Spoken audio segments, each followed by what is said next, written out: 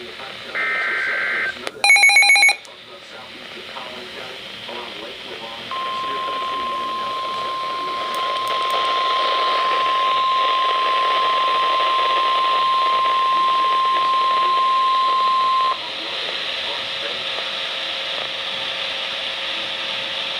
National Weather Service in Fort Worth has issued a severe thunderstorm warning for northwestern Hunt County in north central Texas, eastern Collin County in north central Texas until 7:15 p.m.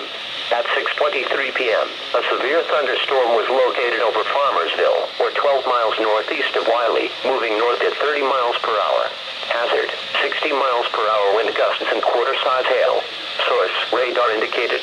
Impact, hail damage to vehicles is expected. Expect wind damage to roofs, siding and trees.